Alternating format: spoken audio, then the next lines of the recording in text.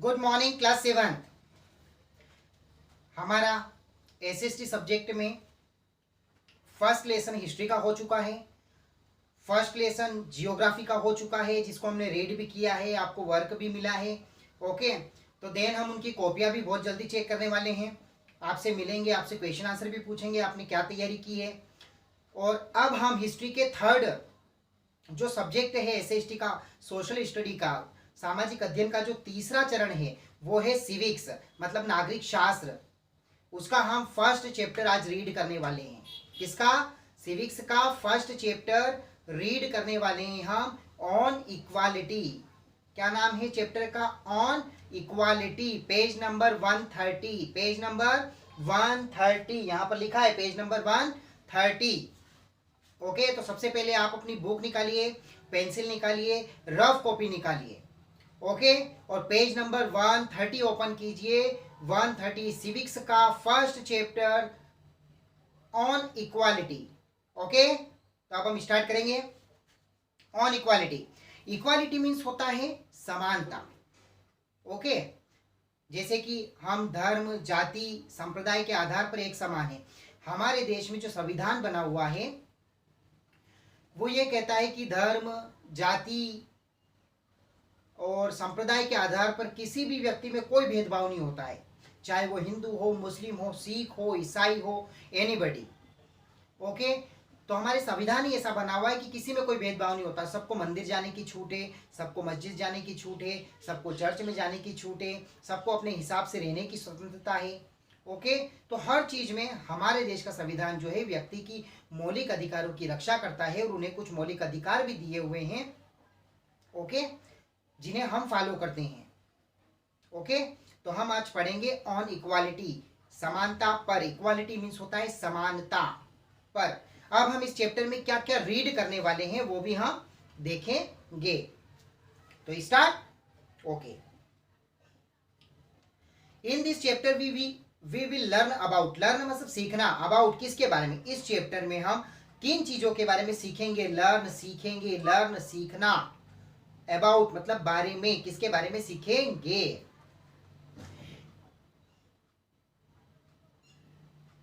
Elements in a democracy, elements in a democracy, elements मतलब तत्व, element means तत्व, democracy, democracy means होता है लोकतंत्र। क्या होता है? लोकतंत्र।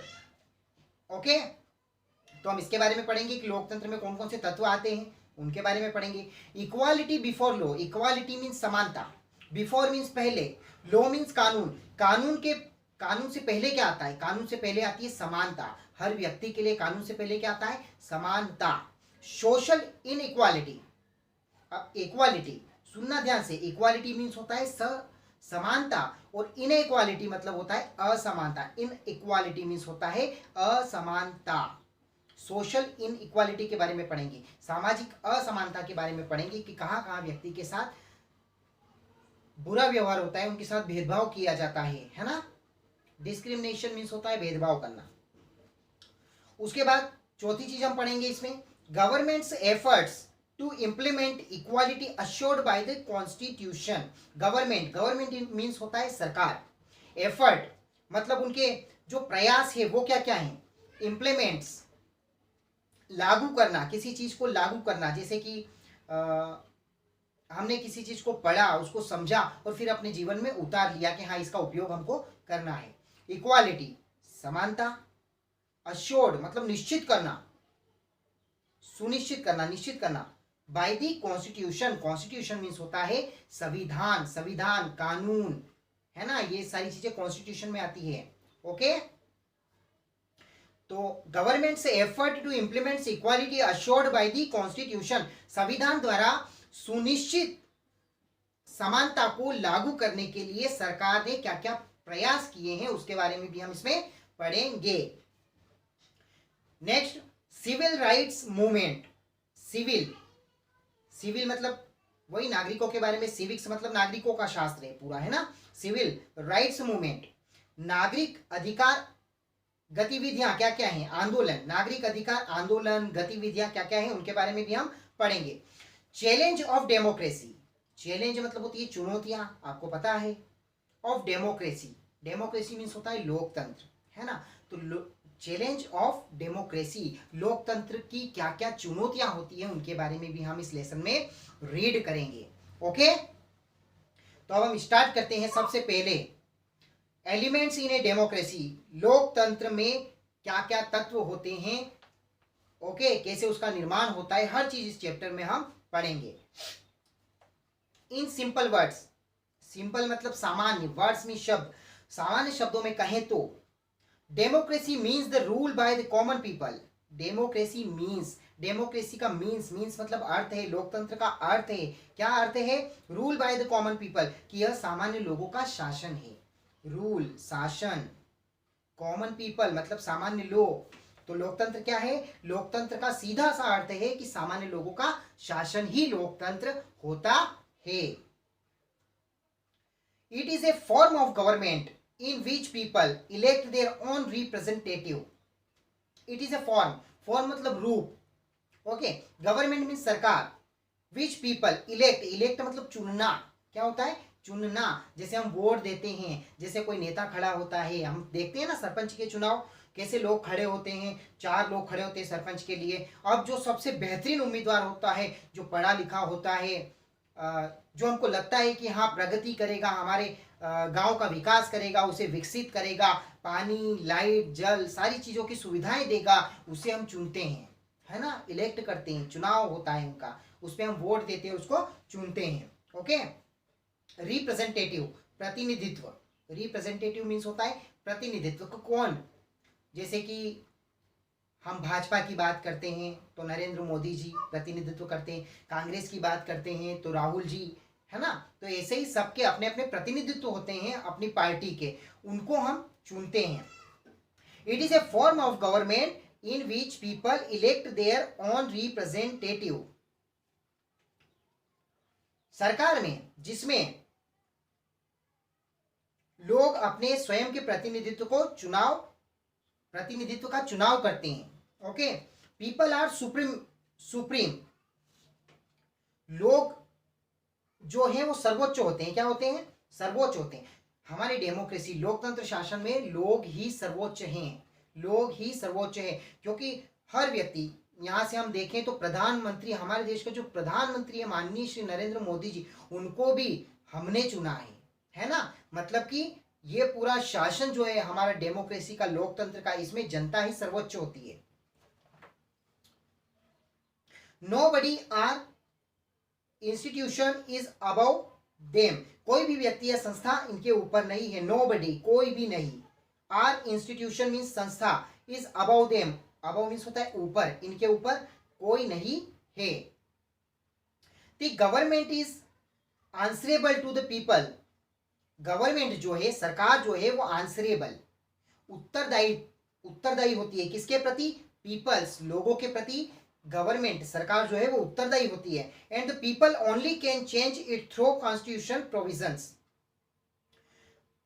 द पीपल ओनली, ओनली मतलब एक ही, कैन चेंज जो क्या बदल सकते हैं, कैन चेंज बदल सकते हैं, थ्रू कॉन्स्टिट्यूशनल, संवैधानिक, कॉन्स्टिट्यूशनल मीन्स होता है संवैधानिक, प्रोविजंस, प्रोविजंस मीन्स होता है प्रोविजंस मीन्स होता है प्रावधान, क्या होता है, प्रावधान, है ना। तो the people only can change it's through constitutional provision, जनता ही संवैधानिक प्रावधान बदल सकती है, क्या कर सकती है, संवैधानिक प्रावधान बदल सकती है। It is the people who give the government the power to make decisions and enforce laws, laws LAWS, laws, laws means होता है कानून, क्या होता है, कानून, LAWS। It is the people who give the government, लोग ही हैं जो सरकार को निर्णय लेने की शक्ति देते हैं, government, the power to make decisions, power means होता है शक्तियां, मेक डिसीजन, डिसीजन मतलब निर्णय, पावर निर्णय लेने की शक्ति देते हैं, एंड इन्फोर्स लॉज, और कानून लागू करते हैं, इन्फोर्स मतलब लागू करना, laws LAWS, laws, laws means कानून, okay, they do this through election in which electors vote for a government from a range of political parties. They do वे करते हैं, do means करना, through elections चुनाव करते हैं, in which electors और उनके जो electors होते हैं, चुनाव करता होते हैं, vote for a government वो सरकार को वोट देते हैं, from a range of political parties और इसी कारण जो है सरकारें बनती हैं, है ना। इन फैक्ट वास्तव में, इन फैक्ट, फैक्ट मीन्स होता है वास्तव में, people vote for particular person और candidates and elect them. People vote, vote मतलब आपको पता है ना, चुनता है, वोट देते हैं हम तभी कोई पार्टी का राजनेता खड़ा होता है ना। People vote for particular person, particular मतलब होता है विशिष्ट, जिसमें सारे गुण होते हैं, जैसा कि मैंने पहले आपको बताया कि वो अच्छा पढ़ा लिखा होना चाहिए, है ना, समझदार होना चाहिए, वेल एजुकेटेड होना चाहिए, वो जनता की समस्याओं को सुने और उसका हल निकाले, ऐसा होना चाहिए, है ना। तो ऐसा कैंडिडेट जो है हम चुनते हैं, उसको चुनते हैं। This elected person from the government, और यही जो पर्सन होते हैं जिन्हें हम चुनते हैं, यही क्या बनाते हैं, सरकार बनाते हैं। In this system the government is directly responsible to the people, और इस प्रणाली में, इन दिस सिस्टम, इस प्रणाली में, सिस्टम मीन्स प्रणाली में, the government is directly responsible to the people, और इस प्रणाली में सरकार जो है, गवर्नमेंट जो है, सरकार जो है वो डायरेक्टली, सीधे तरीके से रिस्पॉन्सिबल, जिम्मेदार होती है, किसके प्रति, पीपल, लोगों के प्रति क्या होती है, जिम्मेदार होती है। It has to explain its action and defend its decision to the people. It has to explain, वह व्याख्या करता है, किसकी, अपनी कार्रवाई की व्याख्या करता है, कानून जो है वो अपनी कार्रवाई की व्याख्या करता है, and defend its decision to the people, और लोग जो हैं अपने फैसलों का बचाव करते हैं, अपने फैसलों का बचाव करते हैं। डिफेंड मीन्स बचाना, डिसीजन मीन्स फैसले। Okay, most countries in the world today have democratic form of government. most मतलब मुख्य, countries means देश, बहुत सारे ऐसे मुख्य देश हैं in the world, दुनिया में, today have democratic form of government, जहां पर जो है लोकतंत्र की सरकार है। कैसी सरकार है, लोकतंत्र की सरकार है। फॉर एग्जाम्पल, उदाहरण के लिए हम देखते हैं इंडिया में तो लोकतंत्र ही है। अमेरिका, अमेरिका में भी लोकतंत्र है, वहां भी जनता ही राष्ट्रपति को चुनती है। ओके, इन द 1860s, 1860 में president Abraham Lincoln of the USA, America के जो राष्ट्रपति थे अब्राहम लिंकन, प्रेसिडेंट मीन्स होता है राष्ट्रपति, कहाँ के, अमेरिका के राष्ट्रपति जो थे अब्राहम लिंकन, डिफाइंड डेमोक्रेसी, उन्होंने लोकतंत्र की परिभाषा दी। डेमोक्रेसी मीन्स लोकतंत्र की, डिफाइंड मतलब परिभाषा दी, डिफाइन किया उन्होंने। Government of the people, government of the people, सरकार लोगों की, बाय द पीपल, लोगों द्वारा या जनता द्वारा, फॉर द पीपल, जनता के लिए, है ना। गवर्नमेंट ऑफ द पीपल, उन्होंने क्या परिभाषा दी लोकतंत्र की, डेमोक्रेसी की, कि लोकतंत्र जनता का, जनता द्वारा, जनता के लिए शासन है। लोकतंत्र क्या है, डेमोक्रेसी, लोकतंत्र जनता का, जनता द्वारा, जनता के लिए शासन है। यहां पर एक चीज समझ में आ रही होगी आपको कि हमारे देश का जो लोकतंत्र है या अमेरिका का जो लोकतंत्र है, डेमोक्रेसी जिसे हम कहते हैं, उसमें मेन अगर कोई व्यक्ति है तो वो है हम, जो हम वोट देते हैं, उसी के आधार पर हमारे लोकतंत्र का निर्माण होता है, उसी के आधार पर नेता चुने जाते हैं, उसी के आधार पर मुख्यमंत्री, प्रधानमंत्री, यहाँ तक कि जितने भी सारे कैबिनेट में नेता बैठे रहते हैं उन्हें हम चुनते हैं, है ना। मतलब कि सीधे सीधे सरकार में हमारा रोल अहम होता है, मुख्य रोल में हम हैं। ओके, तो आज के लिए हमारा इतना ही रहेगा। अब हम नेक्स्ट चैप्टर जो है वो कल रीड करेंगे। तो आज के लिए इतना ही। मुझे पता है कि आपको बहुत अच्छा लगा होगा, नई चीज़ें मिल रही हैं आपको, सिविक्स हमारा नया सब्जेक्ट स्टार्ट हो गया है। अब आपसे रिक्वेस्ट इतनी सी है बस मेरी, कि आप जब भी होमवर्क करें तब आप विशेष रूप से उसे लर्न भी करें, याद भी करें। अगर आप सिर्फ होमवर्क करके मुझे सेंड कर रहे हैं तो आप अपने साथ चीटिंग कर रहे हैं, आप गलत कर रहे हैं अपने साथ में। क्योंकि जब हम कॉपी चेक करेंगे, जब हमारा आमना सामना होगा, जब हम फेस टू फेस आएंगे, तब आपके साथ क्वेश्चन आंसर खेलेंगे, है ना, गेम खेलेंगे क्वेश्चन आंसर का। हम क्वेश्चन पूछेंगे, आपको आंसर देना है। अब जो याद कर रहा होगा वो तो तुरंत आंसर दे देगा, और जो सिर्फ मुझे लिख के सेंड कर रहा है आंसर, उसका क्या होगा। इस चीज को आप विशेष ध्यान रखें। ओके, तो अब हम चलते हैं बोर्ड पर। आपको मैंने क्वेश्चन हिस्ट्री में क्वेश्चन नंबर 6 ही दिया था उस दिन याद करने के लिए, और आज भी मैं आपको वर्क में क्वेश्चन नंबर हिस्ट्री का 6 नंबर क्वेश्चन ही दे रहा हूं। Okay, what are archaeological sources of history. ये क्वेश्चन मैंने पूरा नहीं लिखा है क्योंकि बोर्ड पर जगह कम थी, तो आप अपनी फाइल में से question number 6 what are archaeological sources of history को पूरा क्वेश्चन लिखें, और उस आंसर को लिखना है आपको 3 टाइम्स। कितने टाइम्स लिखना है? 3 टाइम्स। और फिर मैं आपसे रिक्वेस्ट कर रहा हूं कि आप इसे याद भी करें। ओके, तो आज के लिए इतना ही। आपके साथ बहुत मजा आ रहा है ऑनलाइन पढ़ाने में, और मुझे पता है कि आपको भी बहुत मजा आ रहा होगा। जो पढ़ने वाले बच्चे हैं तो वो तो बिल्कुल पढ़ेंगे ही पढ़ेंगे। ओके, तो आज के लिए इतना ही। All the best, thank you very much.